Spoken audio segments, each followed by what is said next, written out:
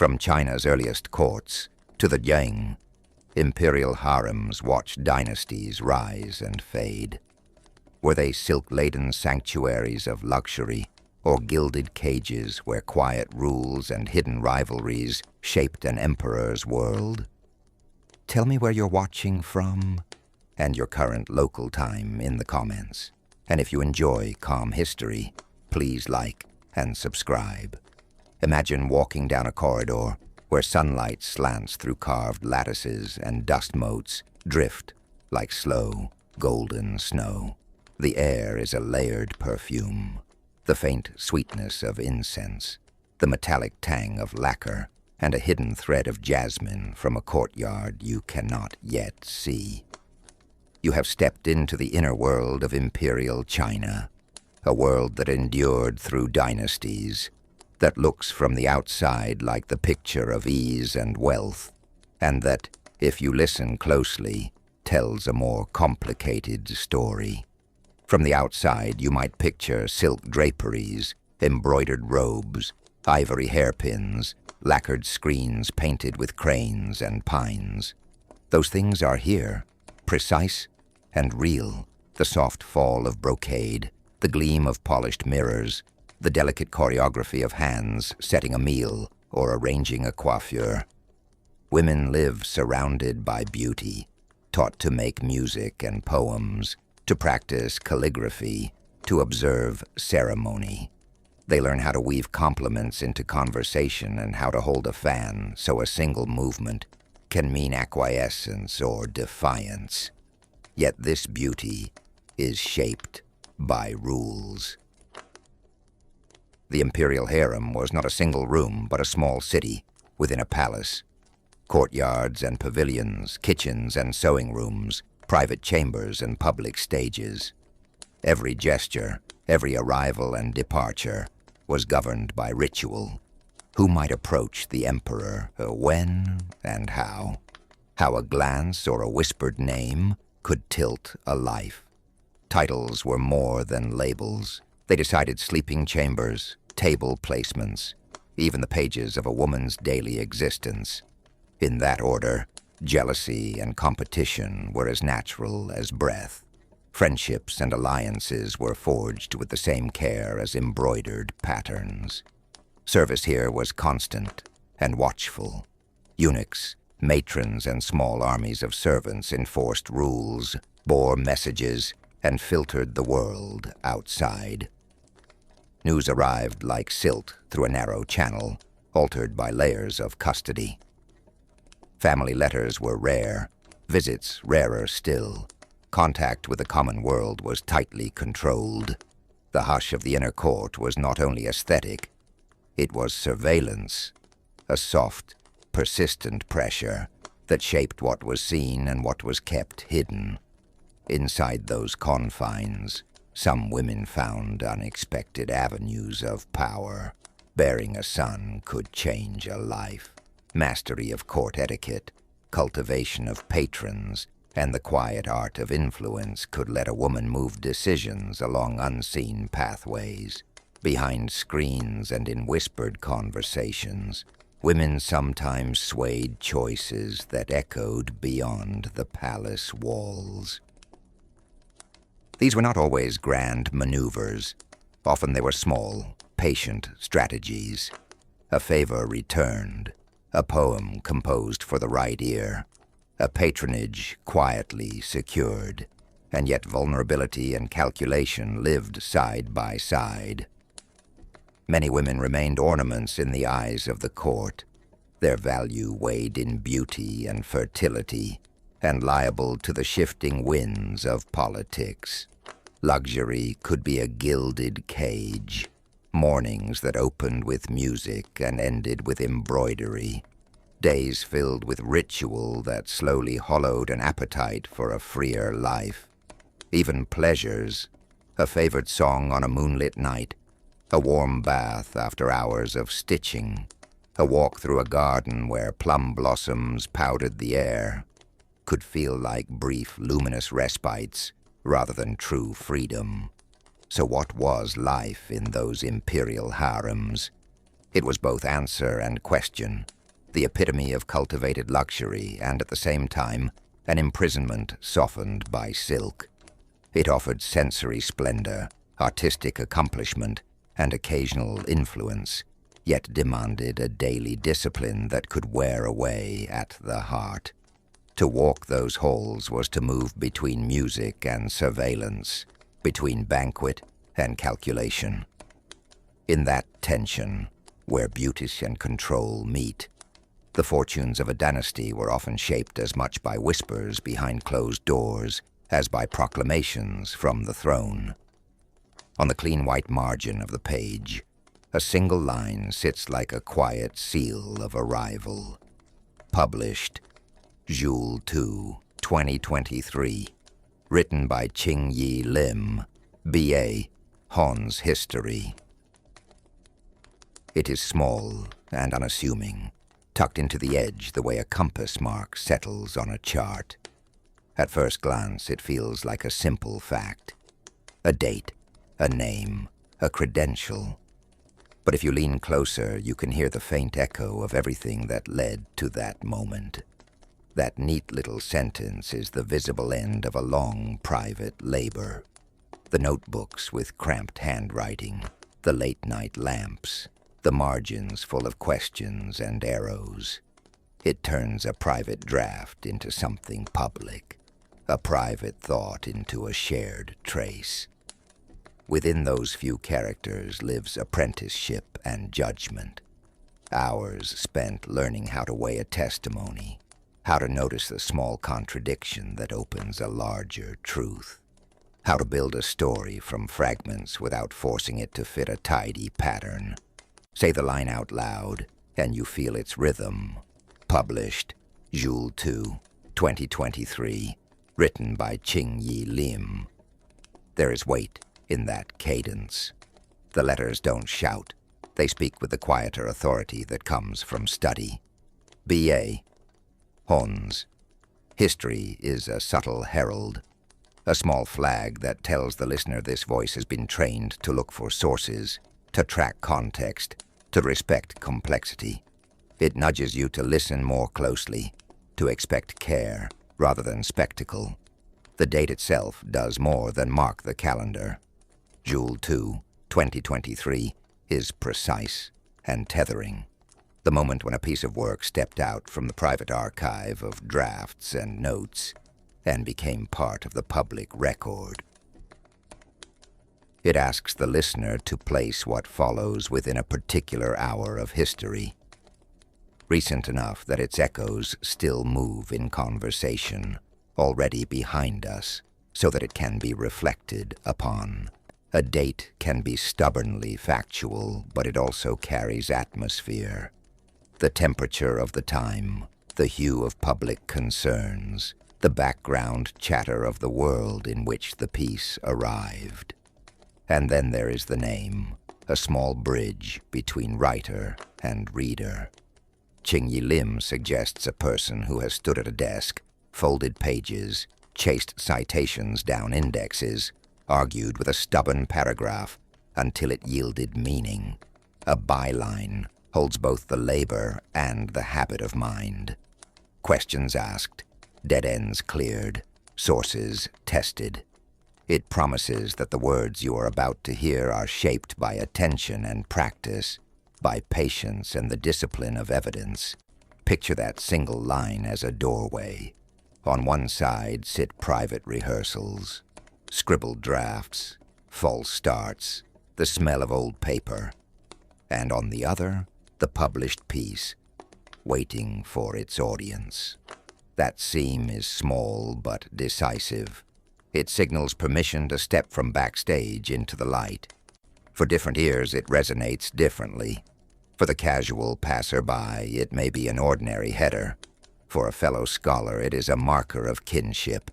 For the curious listener, it is an invitation to trust, to be guided through a narrative that promises to be rooted in historical method. There's nothing flashy here. No headline fireworks, only that steady, unadorned announcement. In its steadiness, lies its power. A date and a name remind us of the human rhythm behind every piece of history, the act of one person committing their labor to the public record. That small line is both an ending and a beginning, the end of private revision and the opening of a conversation that will now travel beyond the margins where it was first born. I don't see the historical fragment you want me to expand. Please paste the text you'd like transformed. A few quick clarifying questions that will help me deliver exactly what you want. Do you want the expanded text to be about 5 times longer by word count, or roughly 5 times the number of sentences, paragraphs? Which narrator voice do you prefer? Calm, dramatic, intimate, close, and personal, or neutral? Any words, names, or phrases you want emphasized or specifically avoided? Which perspective do you want? First person, from a historical figure. Third person, omniscient, or another viewpoint. Any maximum target length, approximate words, or target runtime for the narration. If you'd like me to pick sensible defaults so you can get a quick draft, I can. Expand to roughly 5 times the sentence count. Use a calm but vivid third-person voice. Preserve all names and facts exactly. Avoid archaic or florid language, and deliver the result at about the same overall length as your original, i.e., not shortened. Tell me whether you want those defaults, or provide your preferences, and paste the fragment. Once I have the text, I'll produce a polished audiobook-ready version that keeps all important details and reads smoothly for voiceover. I'm ready to transform your historical fragment into a voiceover-ready story, but I don't see the text you want me to work from. Please paste the expanded fragment you mentioned so I can begin. A few quick preferences will help me match your needs. Which narrator voice or tone would you like? Warm and reflective, dramatic, neutral, cinematic, or something else? How long should the final voiceover be? About the same length as your original text, noticeably longer, e.g., 2 to 3x, or much longer? You previously mentioned 5x. Do you want me to strictly avoid inventing any new events or dates, and preserve specific names or phrases exactly as written? If so, list any names or pronunciations to keep unchanged. Is including brief sensory detail and internal impressions acceptable, as long as I don't add factual events or dates? Any words, phrases, or stylistic choices you want me to avoid? Finally, any target reading time, minutes, or word count to aim for? And do you prefer a single continuous narration or clear short pauses between scenes? Paste the fragment and answer these questions, or say, default. To accept warm, reflective tone, keep the same length, preserve names, and allow tasteful sensory detail. I'll then produce a coherent, fluid, and engaging multiple paragraph voiceover text that follows your formatting and accuracy requirements. The 3 words sit like a tiny billboard at the top of the page. APA, Chicago, your citation. They are short, sharp commands that can turn a late-night desk into a battlefield. A lamp throws a halo on a small pool of light. Outside, the city breathes. Distant sirens, the thump of a train, rain stippling the window. Inside, the writer leans over a manuscript, coffee gone cold at their elbow, and the injunctions on the screen feel suddenly enormous. APA arrives with a kind of briskness. It suggests order, neat lines, parenthetical precision, the steady rhythm of dates and initials. You imagine a bibliography rendered in uniform type, each entry a small, exact thing where a comma or a period can make or unmake a gesture of professionalism. Those little details matter, because they show you where an idea came from. They are a clear map that says, plainly, I did not invent this alone.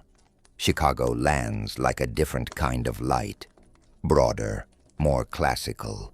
It makes you think of margins that breathe and footnotes that whisper at the bottom of the page.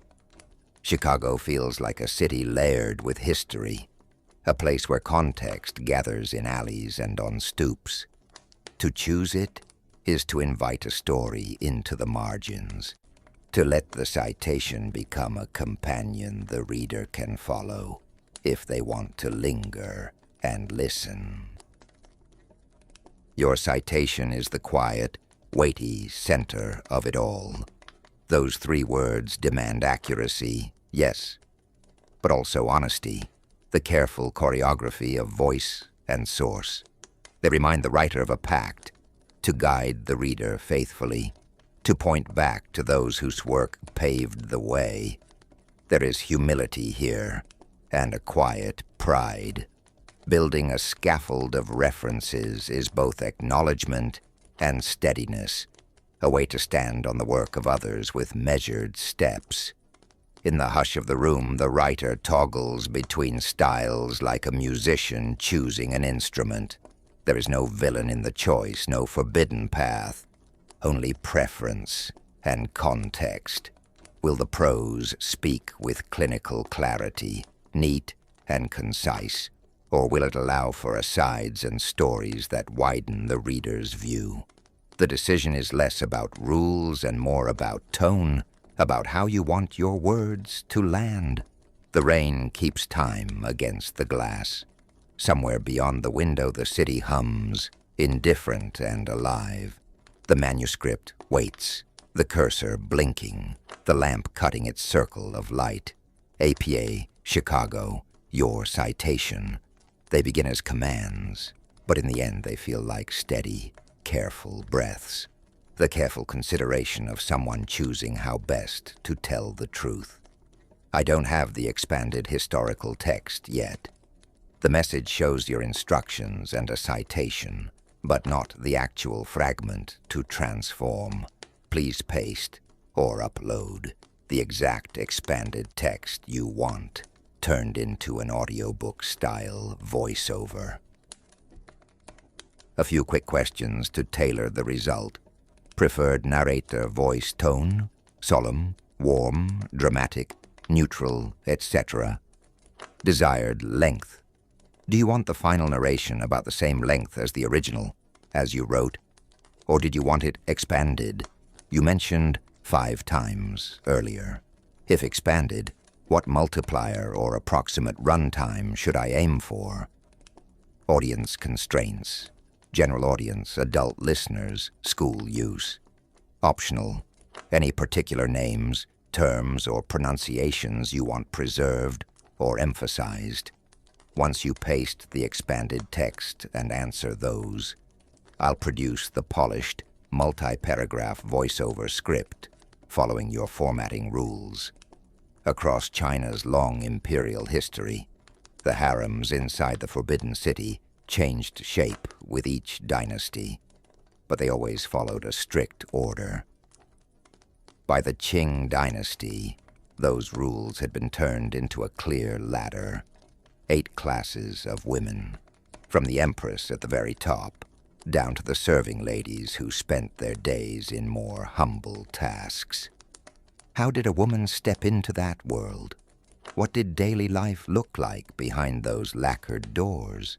What small privileges came with rank, and what sorrows were kept out of sight?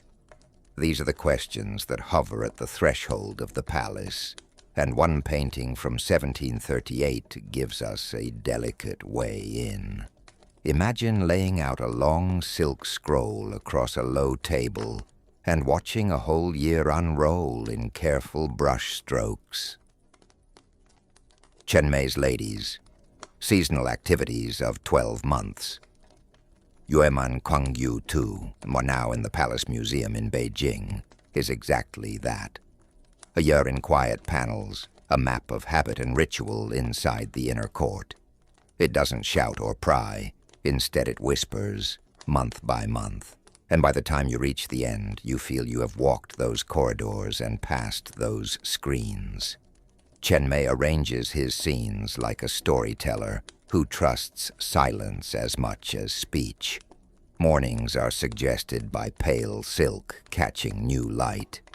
Afternoons slide into the shadowed lattice of pavilions. Evenings arrive with a soft smoke of incense and the distant hum of a zither. Women move through the scroll, senior ladies and their attendants, maids bent over work, companions in low conversation, each action small and precise. Embroidery becomes a kind of ritual, fingers following patterns as if tracing rules. Music lessons show the guqin strings touched with a kind of gentle searching. Garden walks are less about reaching a place than about the measured way feet fall on the path. These are not idle pastimes, but the textures of daily life, threads, melodies, words and manners woven into a single, shared rhythm. Seasonal shifts in the painting are subtle and exact. Spring panels bloom with thin veils of mist and lighter robes that flutter as if breathing. Summer scenes thicken with foliage, the air heavy and cool beneath trees and carved roofs. Autumn deepens the palette and slows the pace. Hands linger over teacups. Groups form for quieter talk as the light grows slanting and tender. Winter hushes everything. Heavier garments, inward pursuits, lacquered games, and whispered stories around the stove. Each month becomes a lesson in restraint and attention, a way of keeping time that belongs as much to the inner life as to the natural year. Yet the scroll is more than a calendar of comforts. Chenmei's composition quietly marks the palace's social map. Figures placed at the center of an architectural frame, posed beneath carved cornices or beside graceful chairs, claim a presence the attendants around them do not. Those attendants stand at the margins, eyes lowered, hands busy, and their very stillness speaks of duty. In the palace, presence is an art. Where you stand, how you move, how long you remain silent, all of it signals rank and favor. Even laughter is careful, practiced. Joy appears tempered, and grief, when it exists, is folded into the overall discipline of court life. Look closer and small textures begin to tell larger stories. Brocade catches the light in a way that says wealth. Lacquer gleams like a promise, and a waft of steam from a teacup seems to rise not just from heat, but from habit.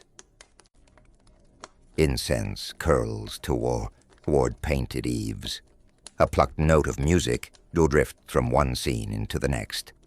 A couplet is written and then read aloud, binding the moment to a larger literary life. Calligraphy and painting live alongside music and poetry here.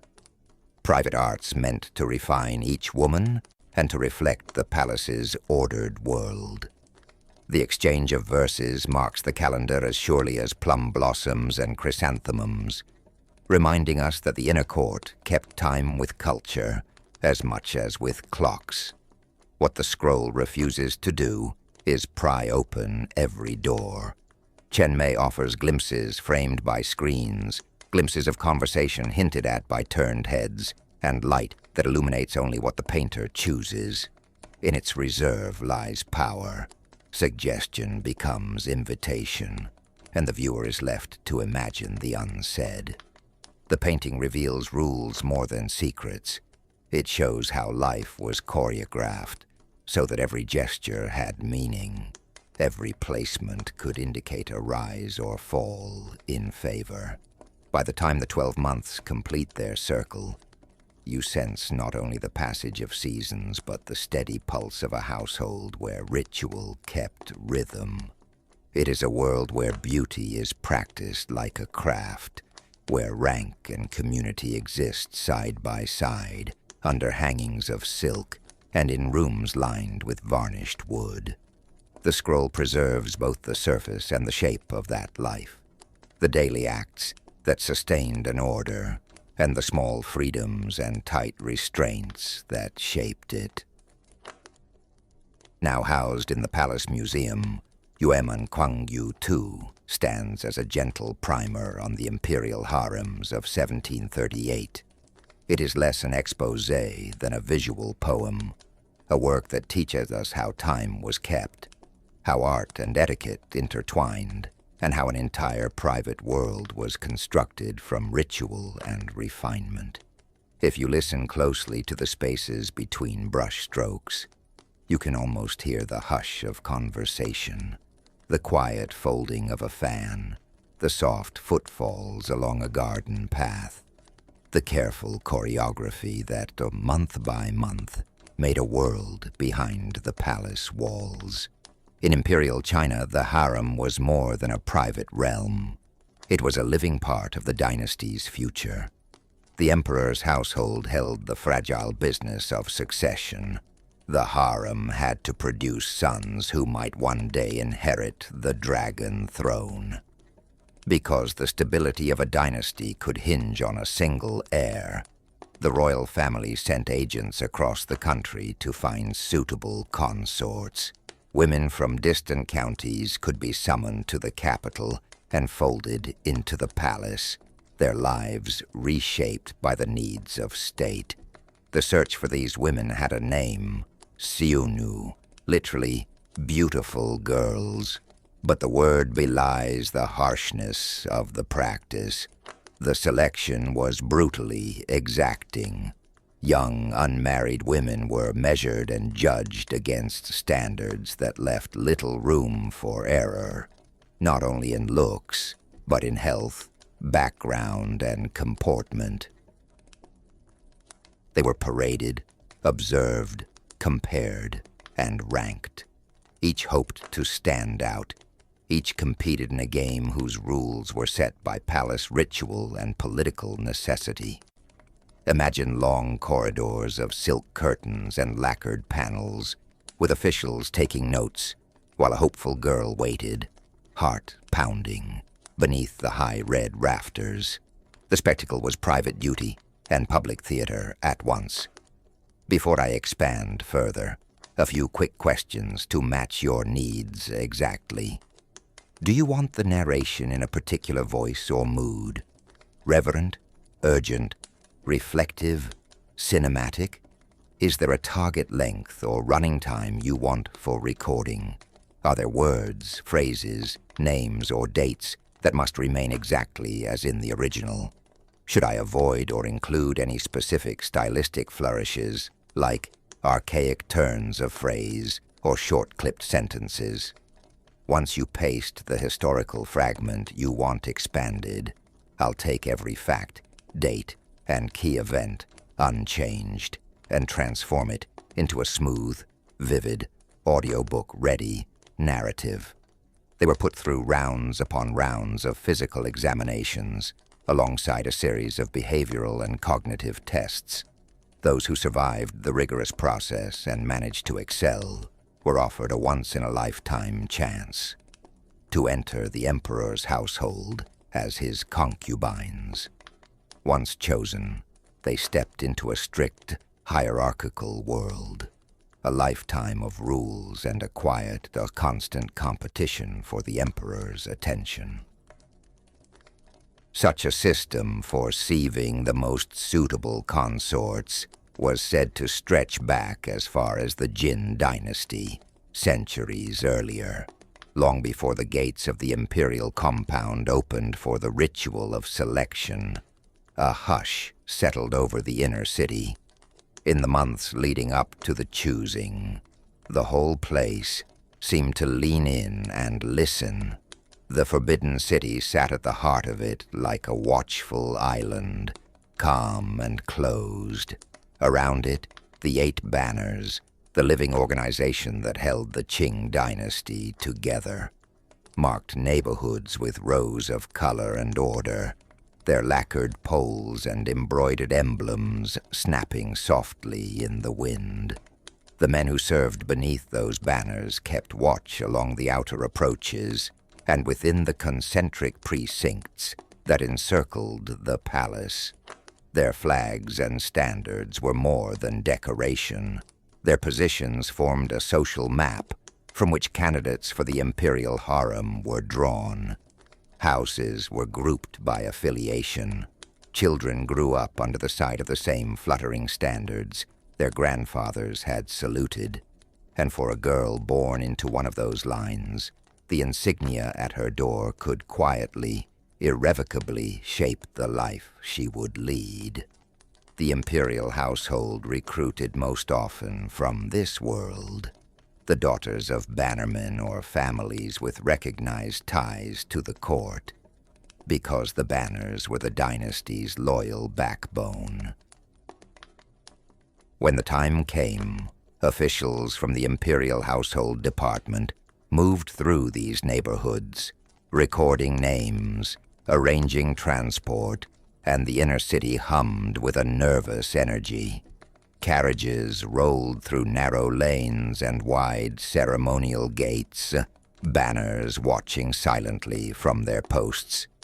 The candidates' faces were often pale with apprehension, hands clenched around prayer beads or embroidered purses, their silence heavy with questions they dared not speak.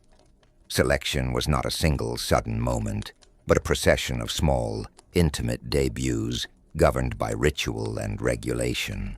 Families prepared their daughters with almost ceremonial care, proper clothing, careful grooming, modest training in speech and conduct. Mothers and elder sisters smoothed hair, checked hems, muttered reminders about composure before strangers.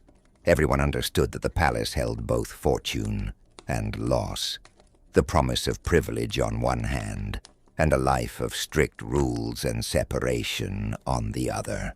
For many, that journey was a hinge between two very different worlds. Once inside the palace precincts, the true choreography began. Eunuchs, palace matrons, and officials ushered the girls into reverent spaces where they were examined not simply as individuals, but as living symbols of lineage, health, decorum, and the dynasty's unbroken order. They were checked for physical bearing and for the quiet virtues the court prized: modesty of manner, the ability to obey without display, the evident acceptance of a new role. Though every step of the process pointed to the imperial eye, after all, the ultimate choice lay with the emperor. The selection was also an expression of the state's larger architecture. Family backgrounds were weighed, and banner affiliation could open or close doors. Imagine those inner rooms, lacquered screens cutting the light, the hush of silk robes, the soft shuffle of slippers across polished floors. The air smelled faintly of ink and incense, of camphor and polished wood. The candidate stood deceptively still, a flutter of emotion held behind careful composure. Attendants had duties both administrative and humane. They tended hair, checked garments, whispered practical counsel about the strictures that would govern every day of palace life. Outside, the bannermen formed a quiet ring of service around the capital. Their standards snapped in the breeze, a visible testament to the loyalty that held the city together. The selection was never merely a choice of faces. It was an act that bound private families to public authority, a public ceremony that affirmed the banner's place within the empire's heartbeat.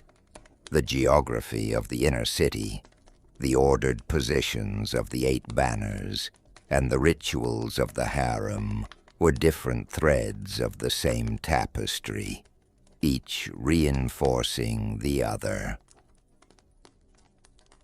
A single decision could change the texture of a life, or the course of a lineage. When choices were made, the city seemed to exhale, returning slowly to its everyday rhythms while keeping at its center that quiet palace where history and destiny met. In Qing China, the old ritual of choosing Xiunu continued, but under Emperor Shunji, it took on a new, narrower shape. Where earlier dynasties drew from a broad pool that included the majority Han population, Shunji tightened the circle. The choice was confined to the families of the 8 banners, an elite web of Manchurian and Mongolian households that already formed the backbone of Manchu power. The 8 banners was more than a military label. It was a living, administrative framework. Clan heads and banner officials acted as gatekeepers, watching families and forwarding names upward. Their lists of eligible young women were handed to the Imperial Board of Revenue, which compiled and verified the candidates. The selection itself followed a regular rhythm. It took place once every 3 years, a cadence that made the moment both routine and weighty, shaping lives and signaling who belonged inside the inner circle of the dynasty. By limiting the selection to the banners, Shunji's policy did more than change paperwork. It reinforced a social order and a distinct Manchu identity at the heart of the court. Behind the formal lists and bureaucratic trappings were families, ambitions, and the careful architecture of a state that chose, on a set schedule, who would stand closest to imperial power. They called it the Dragon Throne, though to stand before it was to feel immediately that the name was a gentle understatement. In the deep hush of the Palace of Heavenly Purity, inside the great compound of the Forbidden City, the throne rose like the center of an ordered universe, a block of carved wood and hammered gold, a back of curling clouds and coiled dragons that seemed to breathe in guilt. The paint had once been a brazen, imperial red. The cushions were embroidered with silk the color of sunflowers. Light from latticed windows fell in narrow strips across lacquered floorboards. Incense smoke still lingered in the air, a faint memory of ceremonies and the slow processions of birthdays and rites that used to mark the court's days. Photographers came with their boxy cameras and long exposures and captured that silence between rituals. The images, made between 1900 and 1927, and now preserved in collections titled Historical Photographs of China, show not only the throne's sculpted arms and dragon claws, but also the way it sat inside Chengqing Gong, the emperor's inner hall.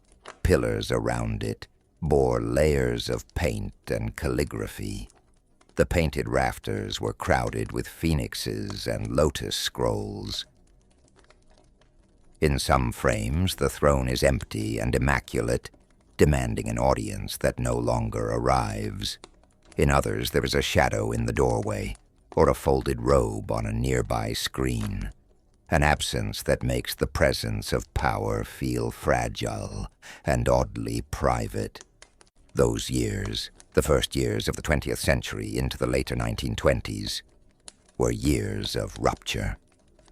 Foreign soldiers marched into Peking in 1900. Court politics turned with the deaths of old figures, and reform and revolution followed. In 1912, the great dynasty that had shaped the city for centuries was, in law, no more. The man who remained within those walls after the abdication, the last emperor, lived in the shadow of that gilded seat. For him, the throne was part symbol, part stage set, the emblem of authority that had once defined his world, now a relic and a repository of memory.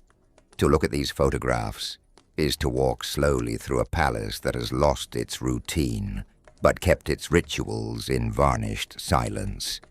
The air seems close with lacquer and incense. The distant clack of sandals on stone echoes through courtyards.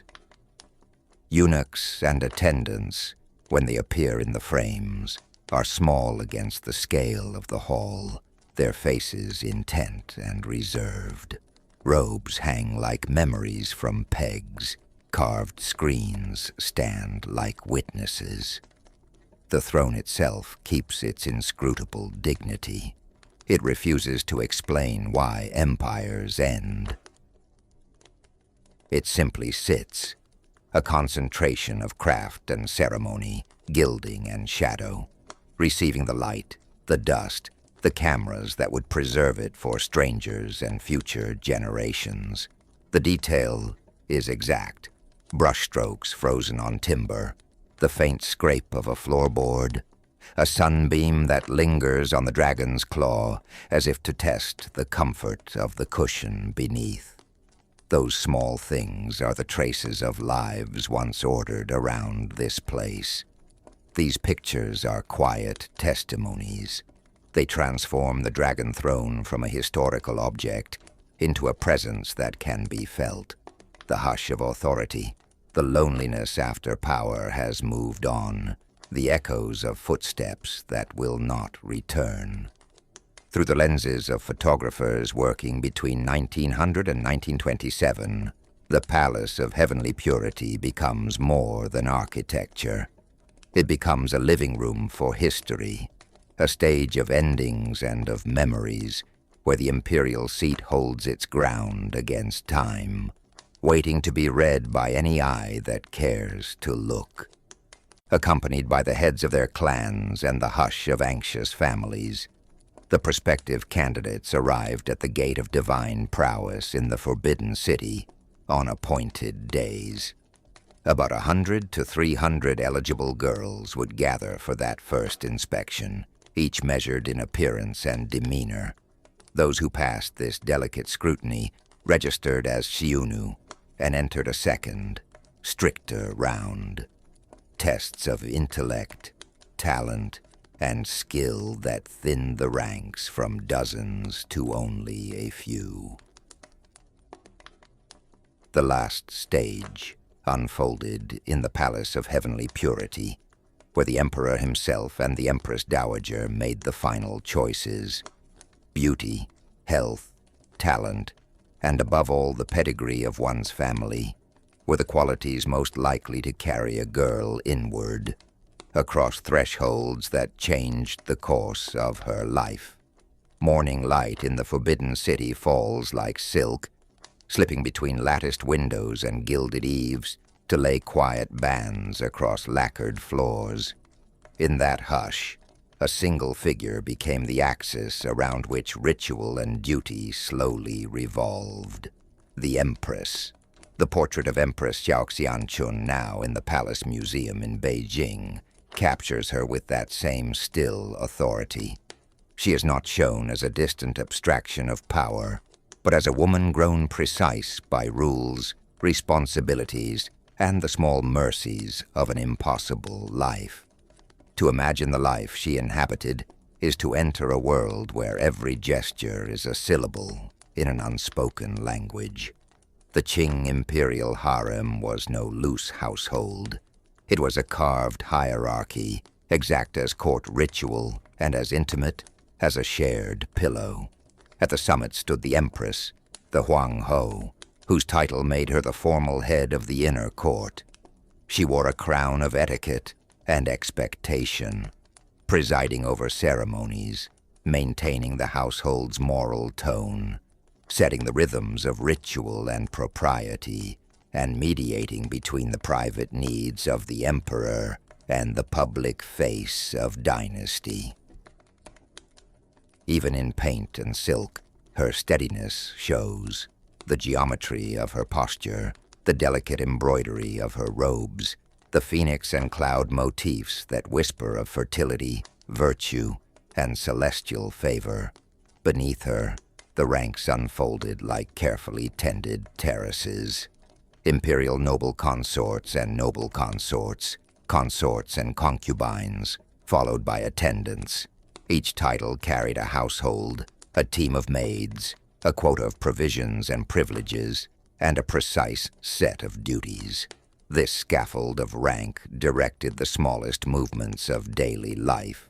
Who rose to present the emperor his morning tea, who stood nearest at rites of sacrifice, who could send a secret through the forest of eunuchs and clerks to the outer court. It regulated births and marriages, shaped alliances between clans and banners, and governed the quiet politics of favor and neglect that decided not only comfort but lineage. The Empress moved through this lattice with tasks both administrative and symbolic. She supervised ancestral rites, instructed younger consorts in the codes of comportment, and kept the household's internal laws. Her example had to be impeccable. Private griefs and joys were folded into public lessons. Look closely at the portrait. The ornamental headdress is more than jewelry. It is an emblem of duty. Those silk sleeves are not mere display. They mark the slow choreography of ritual movements learned over years. And in the faint softness of her gaze, there is the hint of a human heart beneath the layers of office. Inside the palace walls, that hierarchy produced a peculiar intimacy and a quiet rivalry. Women lived in close quarters, yet moved in a lattice of rank that measured every interaction. Friendships could be deep and enduring, born of shared mornings and whispered confidences. Rivalries were clinical, conducted in gestures and protocol as much as in feeling. A favor might rise or fall on the smallest things. A glance from the emperor, a carefully folded letter, the sound of laughter carried from an antechamber. Even amid competition, a maternal structure held. The empress as keeper of the household's moral compass, elder consorts serving as tutors in etiquette and child rearing, attendants smoothing the fabric of daily life. Those girls who had passed through the gate of divine prowess and the tests that followed found themselves folded into this world. Imagine one of them, a newcomer registered as Shayunu, stepping under the pale stone arch, her family watching from the courtyard. She endured examinations of wit and skill, showed talents learned at home or in schoolrooms, and waited for the imperial gaze at the palace of heavenly purity. For many, the final choice came down to the smallest of measures, a bearing that suggested health and vigor, a needlework pattern that revealed patience and skill, or the quiet confidence that came with a reputable family name. Passing into the inner court was to enter a life structured by ritual and ruled by invisible lines of rank.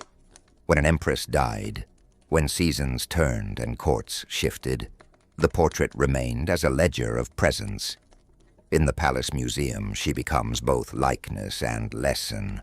Visitors do not merely see a woman of a single moment, but the apex of a complex social system that bound private feeling and political formality together.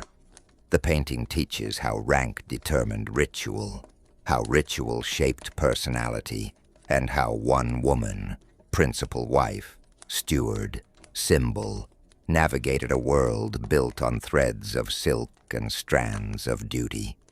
It is easy to think of palaces as places of spectacle. It can be more revealing to think of them as places of small, repeated acts, lighting incense, bowing at ancestral tablets, the measured exchange of tokens, the practiced smile before an audience. These daily rituals composed the palace's steady music. At the center, the empress acted as pivot, steadying those rhythms and giving the inner court its moral center. The portrait captures that quiet statecraft of posture and gaze, inviting us to imagine the weight of protocol cushioned by human care. In the face rendered by brush and silk, you can almost hear the court's slow, methodical breath. an empire's private heart beating within the ordered ranks of its most intimate world. Officially, the Qing imperial harem was a strict ladder of 8 ranks. At the top stood the empress, the emperor's only principal wife, expected to model Confucian virtue and to keep peace and ceremony within the palace. She presided over the 6 western palaces and the 6 eastern palaces where the concubines lived. Below her were a tightly limited set of high consorts, at most 1 imperial noble consort, 2 imperial consorts, 4 consorts, and 6 imperial concubines. Each of these women granted an official residence and at least 6 to 8 attendants. Beneath them came the noble lady, the first-class attendant, and the second-class attendant, women without numerical limits who lived together in communal quarters and held little real authority. Their single image can capture all of that order and its tension. In the story of Yangtze Palace, the 2018 Chinese period drama that gripped audiences, one still reproduced by Bastille Post, shows a row of name tablets, polished wood with gilded characters, lined up like small, watchful sentinels. Each tablet bears the name of a woman who lived inside the palace's invisible architecture, the concubines who loved, schemed, waited, and were judged. In that quiet arrangement, you can read a whole biography of favor and exclusion. Imagine the inner palace where this scene unfolds. Lantern light pools on brocaded screens, the air thin with sandalwood smoke. The tablets rest at the edge of a long, low table. Their calligraphy is precise. Every stroke a compact law. To the women whose names they hold, those boards are not mere labels, but ledgers, records of nightly audiences, of whispered hopes and long vigil. As the camera lingers, the grain of the wood seems to absorb the room's centuries, and the silence grows heavy as a held breath. Then a hand moves, reserved, decisive. In the drama, that motion reads like a verdict, a slight tilt, the lifting of a tablet, a tiny, spindle-like flick that both chooses and erases. The gesture is small, almost private, but the consequence is public and absolute. Faces behind screens tighten, eyes that must hide, betray everything. Some women hold their breath until it hurts. Others fold themselves into masks of indifference. Every small sound, a rustle of silk, the clink of a tassel, suddenly lands like thunder. The tablets are mute witnesses to a world where intimacy and administration are braided together. Love is weighed against rank. Affection is recorded in neat characters. When the emperor's fingers hover above a name, the moment feels loaded with history. When they withdraw, the ripple moves through the harem like a prophecy. For viewers, the scene cuts to the heart of the palace's drama. How one man's glance can redraw a woman's life, and how a simple board can carry the force of promotion and disgrace. The production treats those moments with careful craft. Costumes rustle, and silk sleeves sweep like slow-winged birds. Lighting makes the gold leaf on the tablets gleam like small suns. Close-ups catch the tremor in a maid's fingers, the almost imperceptible flinch of a favored face. Sound design tightens the tension.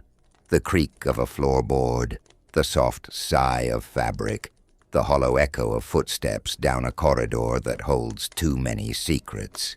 It becomes a tableau of restraint and peril, where the quietest gesture becomes the most decisive sentence. Seen in that small frame, the tablets, the hovering hand, the anxious faces, the emperor's love life, reads as an epic of tiny violences and fragile mercies. The show does not invent a new language for court life. It simply makes visible the instruments that ordered it. That single image, as published by Bastille Post, captures not just a scene from television, but a poignant human truth. When names are pinned to objects and displayed for judgment, they carry all the joy and terror of being truly known.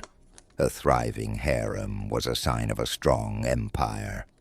So the imperial court took pains to organize the emperor's sex life with almost bureaucratic care. Concubines moved in rotation. Court officials kept meticulous daily records of whom the emperor slept with. Eunuchs would present wooden tablets bearing the names of the women, and when the emperor flipped one over, it signaled his choice for the night. The chosen concubine was washed and wrapped naked in a thick blanket and carried by eunuchs on foot to the imperial chambers. She had to be naked before entry, a grim precaution to make sure no weapon could be hidden and used against the sovereign. Yet behind those official rituals and public brinkmanship, much of life inside the inner court was quieter, measured by small domestic routines. A Qing dynasty painting preserved by Bonhams captures one of those private moments. Two court ladies sitting so close the hems of their robes almost touch, bent over a board and absorbed in the slow geometry of a game. There is nothing grand in the scene, no proclamations, no parades, only the concentrated hush of two people making small decisions together. Their costumes tell their story without a single word. Silk that follows the curve of a shoulder, sleeves embroidered with tiny clouds and flowers, colors softened by candlelight or the careful patience of long wear. One woman leans forward, chin lifted just enough, eyes narrowed as if she's reading more than the pieces on the board. Perhaps patience or fate, or the next careful step in a life governed by rules.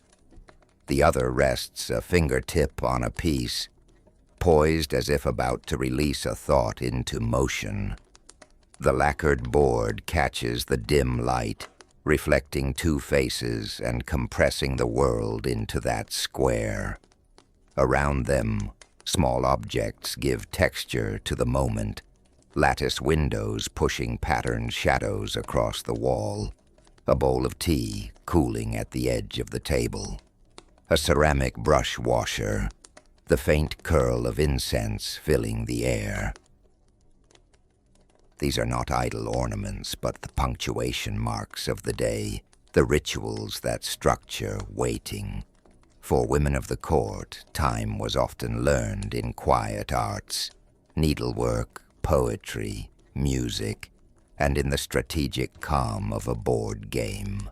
Playing chess or its cousins became a practice of attention, a way to steady oneself when so much lay beyond one's control. The artist's hand is patient and exact, attentive to the tilt of an eyelid and the fold of a sleeve. The painting doesn't demand you feel a certain way. It invites you in. You can imagine the air in the room, cool and dry, well swept, with conversation kept low. Each soft click of a piece is both a small gesture and a tiny rebellion against the slow, ordered passage of palace time. These women are not just occupants of a court or figures posed for posterity. They are people practicing the art of waiting, turning minutes into something bearable, even beautiful, seen through an observant eye and preserved for us by collections like Bonhams. That quiet scene is a small testament. It reminds us that history is not made only in proclamations and battles, but in modest rituals. Two women and a board, the steady passage of time rendered tender and precise by the human need for company, for occupation, and for the steady logic of a game to carry them forward.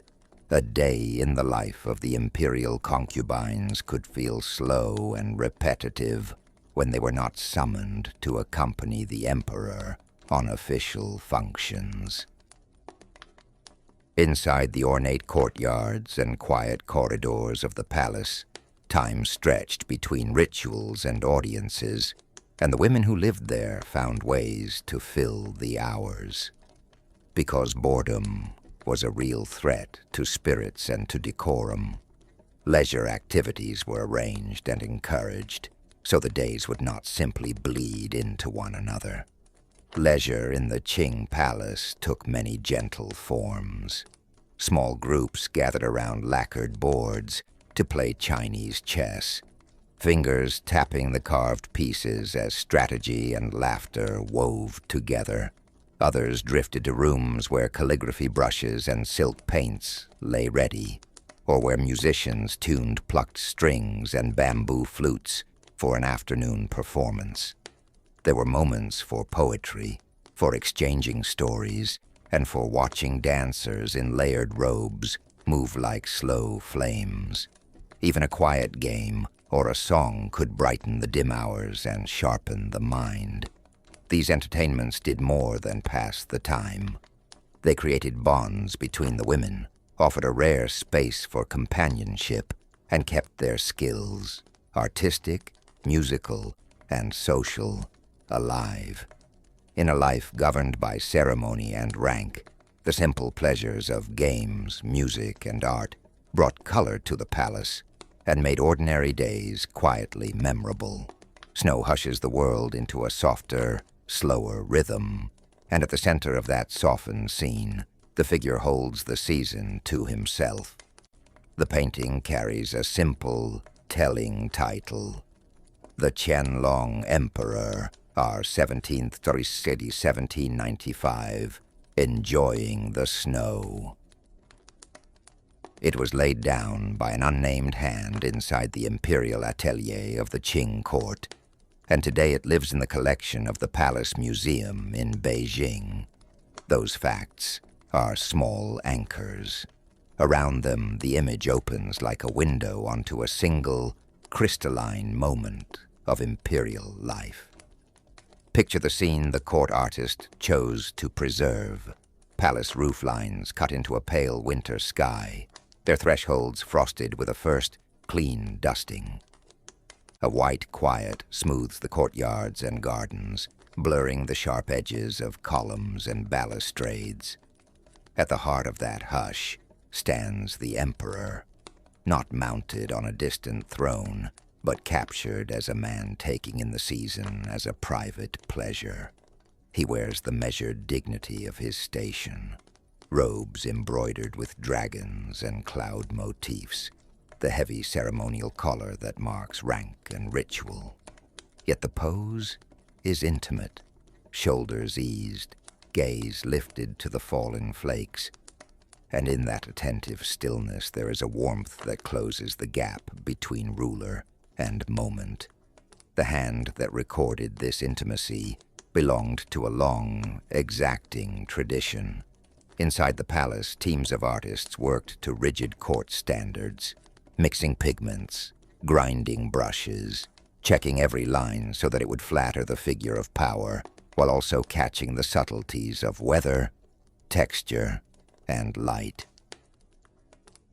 The names of these craftsmen were often left out, not because the work was unimportant, but because the image existed to reflect imperial taste and authority. Fidelity and grace mattered more than individual authorship. That anonymity is not emptiness. It is a quiet humility, a deliberate choice to serve the image of the throne with skill and restraint. Move closer and small. Human pleasures begin to appear. Snow settles on eaves and pine boughs. A plum tree, its pale blossom pushing through slivers of white, suggests the old pairing of winter's austerity and spring's promise. The emperor's breath becomes a brief silver mist in the cold. A court attendant, rendered with a few economical strokes, stands a step behind, Respectful, watchful, enough presence to suggest service rather than intrusion. If the painting carries poetry, as many imperial images were meant to, that poem is written in the same ink as the figures, quiet, restrained, and richly aware. The imperial gaze here is not merely observational. It is contemplative, an exercise of taste and temperament as much as authority.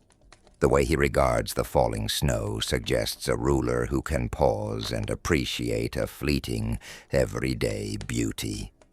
In that pause, you sense a life made up of small rituals, a morning walk, a private inspection of the grounds, the simple human pleasure of feeling cold air on the face and watching flakes settle.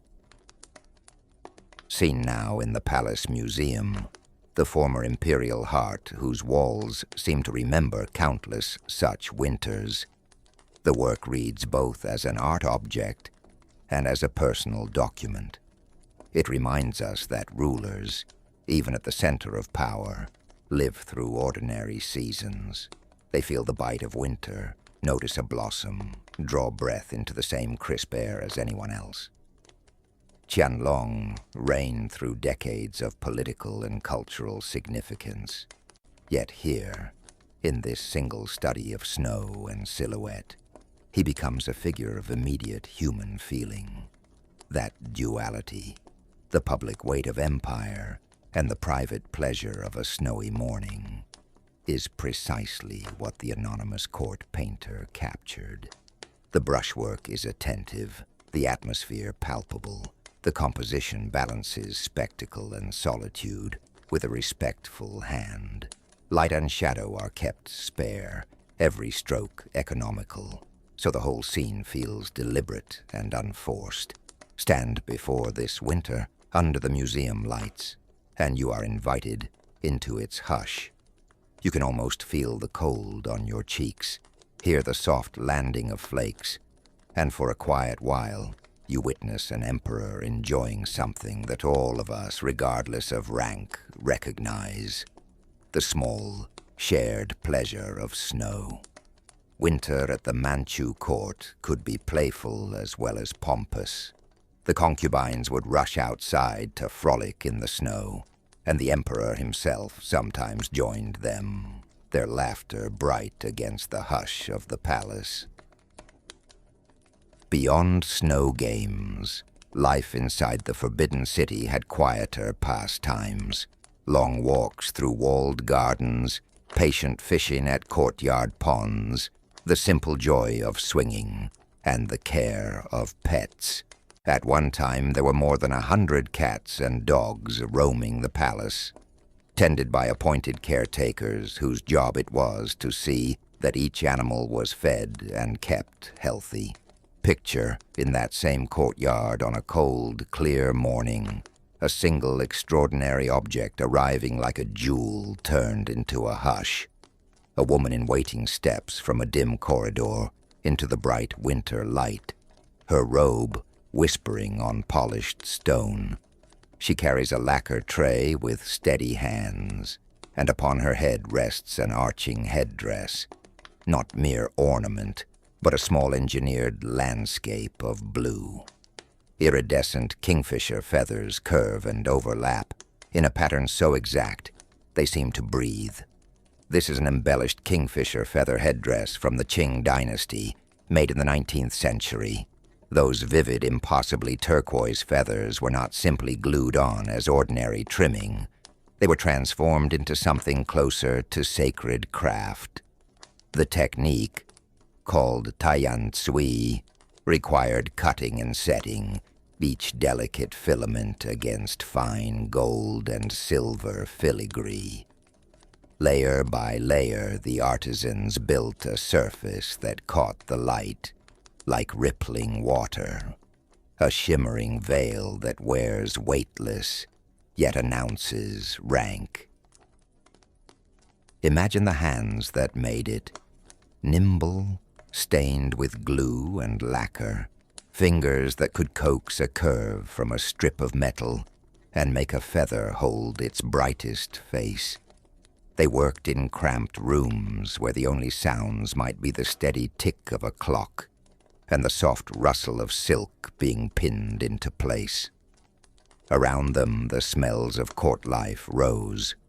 Boiled rice and braised meat, fermented sauces, reminders that fashion and food were braided together in palace order. The same household that produced these delicate accessories also planned meals with exacting sequence and rank. In that court, attire and appetite were two ways of speaking power and propriety. When a woman in waiting entered a ceremony wearing such a headdress, it announced much more than beauty. It spoke of lineage and favor, of strict rules about who could wear certain colors and materials. The kingfisher's blue was almost a note in a melody, lifting a plain robe into a statement.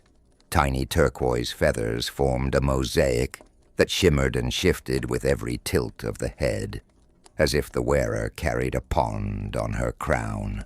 Set among the feathers, pearls and agate and threads of gold wire flashed like stars, deepening the blue until the whole piece read like an island of sky. Over the years, these objects moved out of palace life and into other rooms: collectors' studies, museum cases, auction catalogs. Today, a simple line in an auction, an embellished kingfisher feather headdress, Qing Dynasty, 19th century, via Sotheby's, contains more than a description. It hints at the many hands and moments behind the object. The bent artisans, the attendants balancing trays beneath lantern light, the woman who wore it for a season of ceremonies and then passed it on, and the later owners who marvel at how a bird's wing was made to sing in metal. Keep that image in your mind. Feathers arranged with patient geometry, light folding and unfolding across turquoise surfaces, a headpiece that is both costume and command. That is the quiet miracle of the kingfisher headdress, where beauty meets labor, where nourishment and display keep pace. A small, bright artifact from a world in which every detail of life in waiting mattered. From the highest-ranking empress down to the humble second-class attendant, life inside the imperial harem moved to a strict rhythm of rank and ritual. The differences were subtle at a distance, but impossible to ignore up close, not just in titles and privileges, but in the everyday comforts that set these women apart from the common people, beyond the palace gates. Food and fashion became shorthand for status, an unspoken language of silk, spice, and silverware that announced a woman's place before she ever spoke. The imperial kitchens were a world unto themselves, stocked with ingredients brought in from far-flung places and tended by skilled chefs and careful nutritionists. Dishes arrived composed with an eye for flavor and balance, each meal the product of both artistry and planning. While every woman of the emperor's court was served food chosen for taste and health, what they received varied sharply by rank. The empress would be allotted an extraordinary 21 pounds of premium meat every day, a bounty that underlined her supremacy, whereas a second-class attendant might receive only 5 pounds. Those numbers were more than measurements. They were a daily reminder of where one stood in the palace order. Meals were not just about quantity. The highest tables saw an array of delicate preparations, sauces perfumed with imported spices, vegetables blanched to preserve color, and broths simmered for hours. Platters were presented on fine porcelain and lacquerware. Servants moved with practiced grace, arranging courses as if composing a small, edible theater. Simpler trays and fewer varieties marked the lower ranks, where sustenance still provided comfort, but lacked the abundance and variety of the upper echelons. Fashion, too, marked distinction. Fabrics of the finest weave, dyes that held brilliant color, and jewelry that caught the candlelight were supplied to those above. Tailors and embroiderers worked within the palace walls, transforming raw materials into garments that signaled rank at a glance. Even clothing followed rules. Certain cuts, colors, and decorations were reserved, creating a visible map of hierarchy as women passed one another in the corridors. So the harem's life combined refinement with regulation. Luxury was abundant, carefully measured and distributed, and designed to awe as much as to nourish. Yet beneath the sheen of silk and the aroma of exotic dishes lay an ordered system where every spoonful and stitch affirmed a place in a lineage of power. Where fashion was concerned, the Manchurians were known for clothing that announced itself like a declaration, colorful, ornamented, impossible to ignore. Bright yellow belonged to the emperor and the empress on formal occasions, a color that seemed to catch light and keep it. The highest-ranking concubines wore golden yellow, while the rest of the harem were draped in subtle champagne, a palette that made rank legible at a glance. An imperial concubine did not own a single dress, but many. The ceremonial laifu, the semi-formal jifu, and the more everyday changfu and bianfu. Each garment had its place and protocol, each fold and trim a language of its own. Behind lacquered gates and braided tassels that sway from the eaves, the palace moves like a living machine, polished, precise, and cold to the touch. Paper lanterns throw pools of amber light across stone pathways. Silk rustles like distant footsteps, and a hairpin's faint clink can sound as loud as a verdict. In that shadowed world, beauty and danger are braided. A comb can be an ornament or an instrument. A smile can be balm or blade.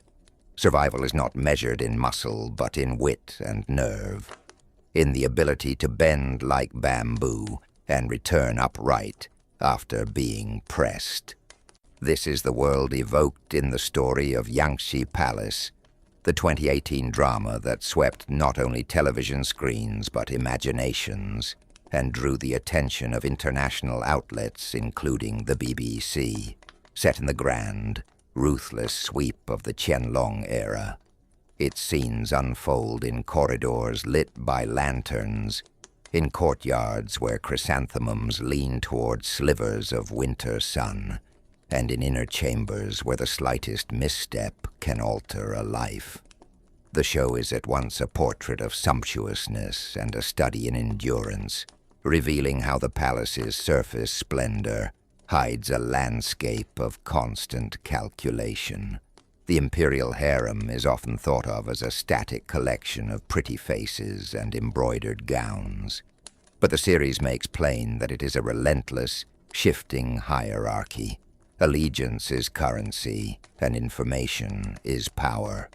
The women who live there learn to read a gaze as carefully as a map, to weigh a compliment as if it were a small stone pressed into the palm. Kindness becomes an asset to be traded, anger a thing to disguise behind grace. Every ceremony is a negotiation. Every bow and measured laugh can be an act of diplomacy. Even the most casual whisper may carry the weight of a plotted future.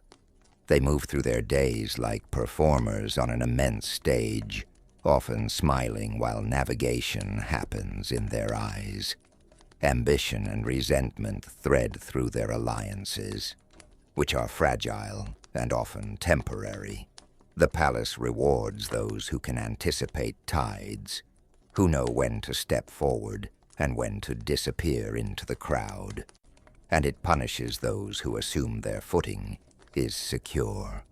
Favor from the emperor is a light that warms and illuminates, but it blinds as much as it blesses. A small shift in attention can topple a house of cards or raise a life from obscurity to influence. Qianlong's court in the series is more than a backdrop. It's an omnipresent force that amplifies private battles into matters of state. The harem becomes a crucible where vanity and virtue, devotion and cunning are continually tested. The struggle there is both intimate and public. Alliances are made in hushed rooms and undone in public ceremonies. Choices are moral puzzles as much as political maneuvers. When survival demands compromise, the question becomes acute. What part of oneself can be surrendered, and what must remain inviolate? What made the story of Yangshi Palace resonate so widely was not only its visual opulence, but the humanity it granted its characters. The show did not reduce its women to schemers or victims. It let them laugh and love and grieve. Friendships were forged in unlikely corners, and loyalty sometimes cost more than anyone could afford.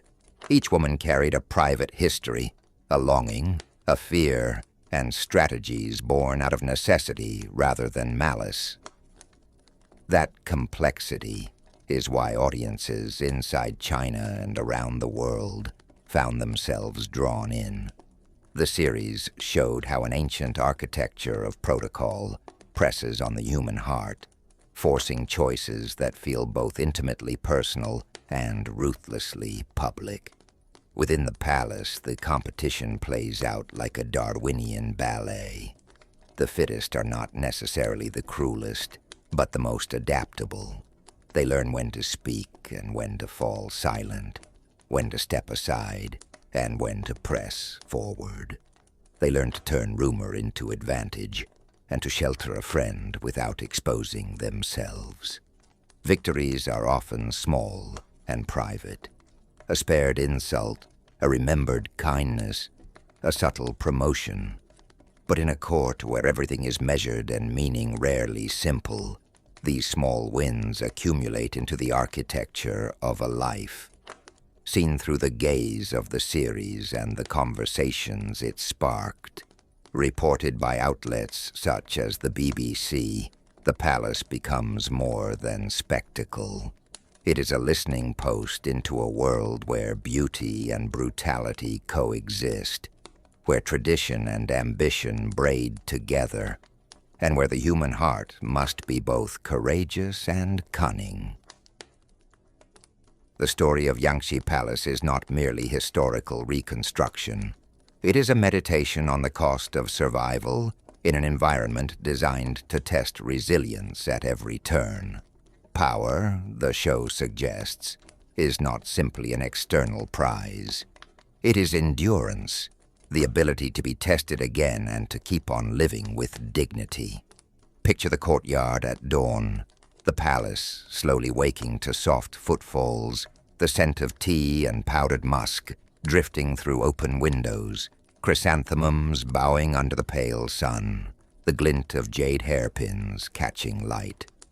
Picture the emperor's steady, watchful gaze, a force that holds many fates in the crook of a hand. In such a place, each woman learns to speak the subtle languages of influence. A look, a pause, a carefully chosen word. This is the heart of the harrowing harem, a portrait of survival painted in crimson and gold, where the fittest are not always the strongest, but those who move most gracefully through the treacherous choreography of palace life. I don't see the expanded text you mentioned. The placeholder, as expanded, is empty. Please paste the full expanded fragment you want transformed into a voiceover story. A few quick questions so I get it exactly as you want. Do you want the final voiceover to match the current length of the expanded text? You said about the same length. Or do you prefer a target word count or run time? For example, 2-3 minutes. Tone. Do you want warm, dramatic, cinematic, neutral, or period appropriate? Any narrator gender preference? This only affects small phrasing choices. Should I keep all original names, dates, and events exactly as written? Yes, no. Any other constraints or things to emphasize or avoid? Sensitive words, particular people, places to highlight? If you don't answer, I'll keep names, dates as given, write in a slightly dramatic, cinematic voice, and match the length of your pasted, expanded text. Paste the text, and I'll produce the narrated paragraph form story with natural transitions and tasteful detail. In 1765, a scandal began with a single act. Step Empress Nara cut her hair, an action that in Manchu tradition signaled mourning. That gesture, whether made from grief or impulse, was read as a grave breach. Emperor Qianlong replied not with private rebuke, but with a public stripping of status. Privileges removed, her authority eroded, the number of palace ladies attending her reduced. 13 years later, in 1778, Lady Wang fell from grace when a palace maid died of injuries sustained in a beating the concubine had ordered. Lady Wang was demoted, and in 1788, Consort Shun plunged 2 ranks down to a noble lady in just 16 days for reasons that were never recorded for posterity. These incidents are not isolated misfortunes. They are the grammar of a court, where a single gesture, a single rumor, can redraw a life. They called her the favorite, a title that on paper should have been cushion and comfort, but in practice became a gilded cage. Reproduced by China Global Television Network and dated between 1895 and 1900, the portrait fixes a woman at the center of that perilous distinction. Is it a photograph or a painted likeness? The light is soft and deliberate, enough to make it feel like both. She sits alone and composed, every line of her face a quiet ledger of the cost exacted by attention at the heart of power. The silk drapes, the practiced calm of her glance, the stillness of someone schooled in keeping a public face. These details hold the story. Look longer, and you begin to read the narrative in the silences between buttons and collar, in the way her hands, if visible at all, are posed more for ceremony than ease. To be the favorite in an imperial harem is to live in a dozen contradictions at once. You are sheltered beneath roofs your family once only dreamed of walking under. You receive privileges that would make many hearts sing. Yet you are forever on display, performing on an uneven stage where love and suspicion share the footlights. Praise from the court is a fickle currency. It buys you influence but spends you thin. In halls where lacquered screens whisper and servants move like slow, obedient tides, a single glance can be both benediction and sentence. Power from the throne radiates less like warmth than pressure. Those who stand beneath it feel the strain deep in their bones. Imagine the mornings when this portrait might have been taken. Light filters through carved latticework into small, ordered rooms.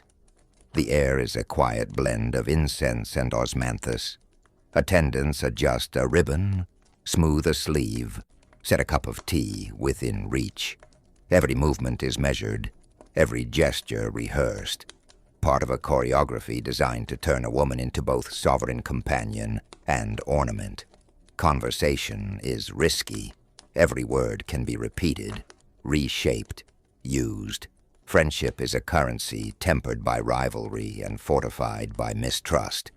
Surrounded by allegiances and intrigues, she must guard her own counsel while offering herself as consolation, diversion, and trusted ear to the man whose favor determines her fate. There is an ache to being desired above others.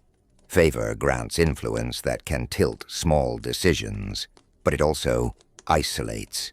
To be seen by the emperor is to be seen by the entire court. To be loved is to be watched not with tenderness, but with calculation. Jealousy slips in like a shadow under a door. Alliances form and dissolve like changing weather, and promises whispered in secret can turn sharp under the glare of rumor. Behind the palace's gilding, polite smiles hide strategies. Beneath embroidered velvet, ambitions sharpen into knives. The favorite is both gatekeeper and target, a person entrusted with intimacies that make her indispensable and simultaneously dangerous. The portrait captures that melancholic tightrope. Her dress is immaculate, her posture a lesson in restraint, the product of repeated coaching on how to endure scrutiny with grace. Yet small betrayals of fatigue are visible, slight hollows under the eyes, the set of a mouth that has long made peace with limitation. The image freezes her at a particular historical moment, one in which the world outside the palace walls was shifting and old certainties began to creak. It preserves not only an appearance but an entire temperament, proud, composed, and fragile. Holding favor makes one the hub of a wheel driven by interests far larger than any single human heart.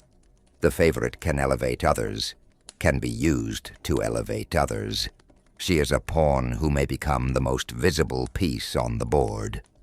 Kindness must be politic. Initiative allowed only along narrow, sanctioned paths. A smile, like a footstep, is measured against the cost of showing it.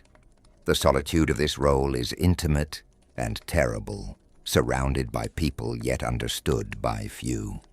Her image remains a witness.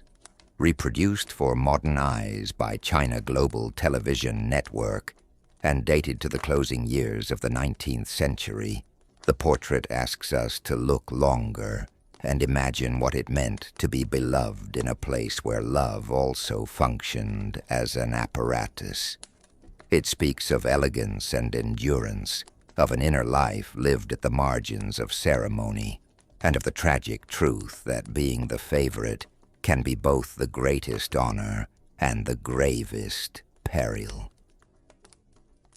The photograph keeps her still now, but in that stillness we feel the restless tide of history, and we hear the quiet heartbreak of an intimacy that could not shelter her from the world's storms.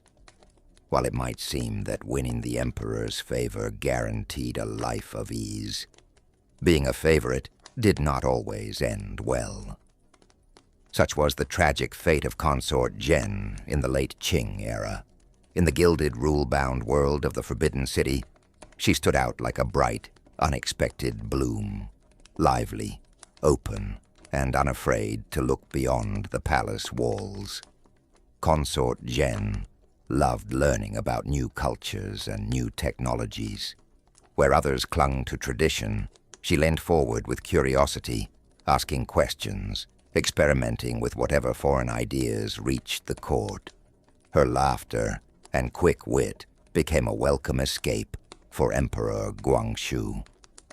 In the small hours or between state duties, he would seek her company, delighted by her energy. She commanded his attention in a way no one else did, and for a while their companionship softened the rigid lines of palace life. That attention, and her habit of bending the rules, did not sit well with everyone. Empress Dowager Cixi, the formidable and conservative power at the heart of the dynasty, watched with growing unease. In a place where decorum and secrecy kept power steady, Consort Jen's brightness was a disruption, a challenge to the careful balance Cixi maintained. The more time the Emperor spent at Consort Jen's side, the sharper the court's tensions became. The story of Consort Jen is a study in contrasts, warmth against protocol, curiosity against caution, a young woman's open spirit against the weight of a centuries-old system, her favor with the Emperor, which might once have promised safety and influence, instead painted a target on her back. In the hush of those imperial halls where loyalty and suspicion walked shoulder to shoulder, her fate would turn tragic. A reminder that in the palace, affection and power were dangerous companions. Deep inside the lattice of red walls and gilded roofs that make up the Forbidden City, there's a small, unassuming mouth of stone. A well whose black opening seems to drink the light rather than reflect it. Its rim is worn smooth by centuries of hands, its stones darkened by rain and shadow.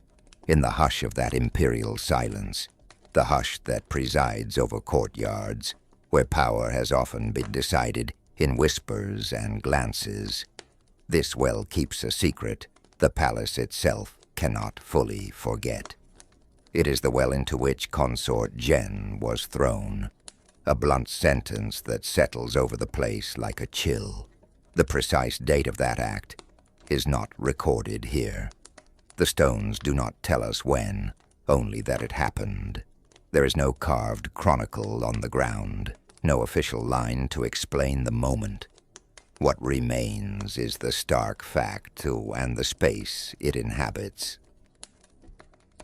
A photograph of the spot, circulated and captioned via China Global Television Network, shows the simple circle of masonry and the deep unlit throat beyond. That frozen frame reduces the scene to geometry and shadow, and invites the rest of the story to be supplied by the mind.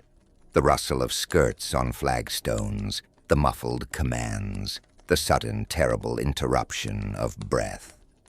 The image gives form to the place, while leaving everything humanly urgent and intimate to imagination. Stand before that rim and you can feel how the world of the palace compresses. Lacquered beams seem to press lower, carved dragons overhead peer closer, and somewhere in the distance a servant's pot clinks as if to witness nothing. The well is small enough to be overlooked, and large enough to swallow a life. Water, if there is any, would lie dark and unreflective, its surface broken only by the echo of something having fallen through. The air carries the faint, stubborn smells of old incense and damp stone, scents that time has layered like dust. There's no monument to explain what happened here. No tablet inscribed with dates and names. There's only the worn circle of masonry, the pooling shadow within it, and the knowledge that a woman once met her end inside that depth. That absence of detail becomes part of the place's power. History often gives us concise, stubborn lines, and then leaves the rest to the imagination. The Forbidden City keeps both its splendor and its cruelties close to the bone. The well remains a mute witness, its silence an abiding testimony that some acts, recorded without detail, can be felt more hauntingly than they can ever be explained. During a time when the glories of the great Qing were fading, Emperor Guangxu found himself presiding over a court shadowed by unrest and internal conflict. Consort Jen was close enough to know the emperor's intentions, his earnest wish to repair what he saw as an ailing, outdated imperial system. And she did not hide her support. She encouraged his reforms, sometimes pressing and sometimes intervening in decisions.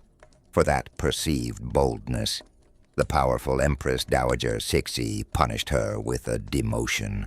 When the Eight-Nation Alliance besieged Beijing in 1900, Cixi and the Emperor fled the capital and left consort Zhen behind. Rumor held that before she left, Cixi ordered palace eunuchs to drown consort Zhen in a well. The well where her body was later said to have been found remains a tourist site in the Forbidden City today, a small somber anchor to a storm of palace intrigue. We can see, in a single quiet frame, another corner of that world. A cluster of women stands in long, flowing lines of Manchu court dress, collars high and sleeves wide. The photograph, labeled simply "Court Ladies in Traditional Manchu Robes, 1910-1925, comes to us through the Library of Congress in Washington. Those few words pin the image to a narrow slice of history, a moment when the last formalities of an imperial order were already unspooling into a new century, and when the robes themselves declared identity, as loudly as any voice. Look closely, and the care in each stitch becomes almost audible. Dragons coil against cloud bands, chrysanthemums and latticework thread their way across heavy silk. Each motif is sewn with a patient, practiced hand that both honors and contains generations of expectation. The collars sit close to the throat, rigid reminders of the posture required at court. Hems fall in dark, stately pools. Even in black and white, you can sense a palette. Saffrons and blues, muted winter greens, colors that once marked a world of ceremony and rank. Crossing the palace threshold changed more than wardrobes. It reworked relationships, rewired daily rhythms, and fenced in freedoms. The imperial harem offered safety and status, exquisite food, delicate needlework, musicians and tutors to while away long hours. But it exacted its own price. Intimacies had to be negotiated in whispers. Ambition and affection were both currency and danger. To be chosen was to gain luxury and to forfeit ordinary liberties, to trade a world outside for one governed by protocol and subtle peril. Thus women, photographed between 1910 and 1925, stand at a crossroads. They continue older customs, even as the world beyond the palace walls fractures and remakes itself. The dynasty they served, and the rituals that ordered their days, would not survive the decade in the form people had known for generations. Yet the image resists a single interpretation. They are neither mere symbols nor passive victims. They are women wrapped in ritual and resilience, wearing beauty like armor and restraint like a second skin. Was it worth it? The question hangs, quiet and unanswerable, between them and the camera. The photograph cannot explain the choices they made or the cost they paid. It can only preserve posture and gaze, the precise way a sleeve folds, the small tilt of a head.